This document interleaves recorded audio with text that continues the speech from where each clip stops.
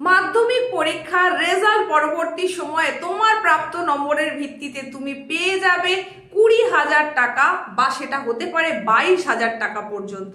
হ্যাঁ, একেবারে তুমি ঠিকই শুনছো। তুমি যদি এই 2026-এ মাধ্যমিক পরীক্ষা দিয়ে থাকো তাহলে নিশ্চয়ই তুমি শুনতেই পেয়েছো বা কিছুটা হলেও জানতে পেরেছো যে তোমার এই 2026-এর মাধ্যমিক পরীক্ষার চূড়ান্ত ফল প্রকাশ মোটামুটি কোন সময় হতে চলেছে।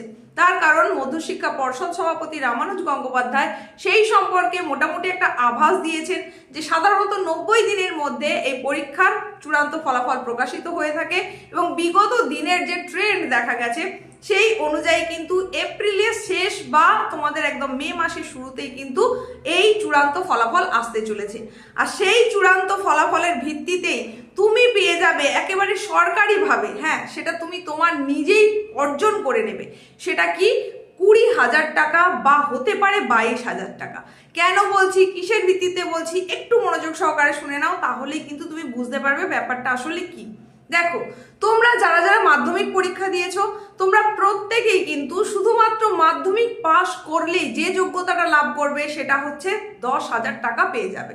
হ্যাঁ, শুধুমাত্র ক্রাইটেরিয়া হচ্ছে মাধ্যমিক পাস হতে হবে, সেখানে কোনো পার্সেন্টেজ অফ মার্কসের ক্রাইটেরিয়া নেই, সেখানে কোনো রকম কাস্ট ক্রাইটেরিয়া থাকবে না। শুধুমাত্র ক্রাইটেরিয়া যেটা থাকবে সেটা হচ্ছে তোমাকে মাধ্যমিক উত্তীর্ণ হতে হবে। তার মানে কি, প্রত্যেকটা সাবজেক্টে 25 পেয়ে তোমাকে উত্তীর্ণ হতে হবে। মানে তোমার যে 7টা বিষয় রয়েছে 7টা বিষয়ের প্রত্যেকটাতে প্রজেক্ট এবং তোমার রিটিন এই মিলিয়ে 25-25 করে নম্বর যদি তুমি প্রত্যেকটা বিষয়ে পাও তাহলেই তুমি এই 10,000 টাকা কিন্তু পেতে পারবে। আর সেটা কিভাবে, সেটা তোমরা নিশ্চয়ই জেনে গেছো। যদি এখনো না জেনে থাকো তাহলে একটু বলে দিই, এই সম্পর্কিত একটা ভিডিও যদিও তোমাদের জন্য এর আগে আমি প্রোভাইড করেছি চ্যানেলের থ্রু দিয়ে। যদি সেটা না দেখে থাকো, যদি সেটার প্রয়োজন হয়, তাহলে আজকের ভিডিও ডেসক্রিপশন বক্স চেক করো, সেখানে লিঙ্ক দেওয়া থাকবে, লিঙ্কে ক্লিক করে তুমি ডিটেলসে জেনে যাবে।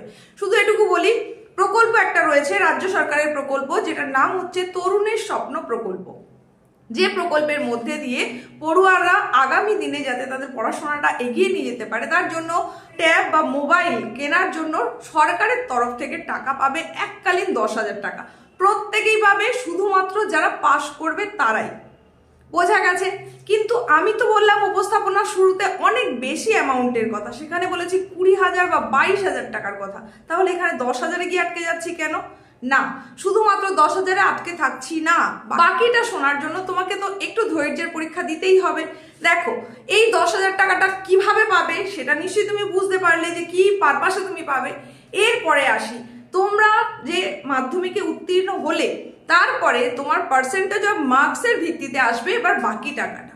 তুমি যদি 50% অ্যান্ড অ্যাভাব মার্কস পেয়ে থাকো, মানে 7টা সাবজেক্টের পরীক্ষা দিয়েছো, 700 নম্বরের পরীক্ষা দিয়েছো, তাহলে তার 50% মানে 350 নম্বর বা তার বেশি নম্বর যদি তুমি পেয়ে থাকো, কিন্তু 60%-এর নিচে মানে 420-র কম, তাহলে 350 থেকে 420-র মধ্যে যদি তোমার টোটাল হয়ে থাকে, 420 নয় 419 যদি তোমার টোটাল হয়ে থাকে, তোমার প্রাপ্ত নম্বরের টোটাল মার্কসটা যদি এর মধ্যে ভেরিফাই করে, তাহলেই কিন্তু তুমি যোগ্যতা লাভ করছো আরো 10,000 টাকার। হ্যাঁ, সেটা কিসের মাধ্যমে, সেটা হচ্ছে একটা স্কলারশিপ যেটার নাম নবান্ন স্কলারশিপ, যেটা রাজ্য সরকারের তরফ থেকে দেওয়া হয়ে থাকে।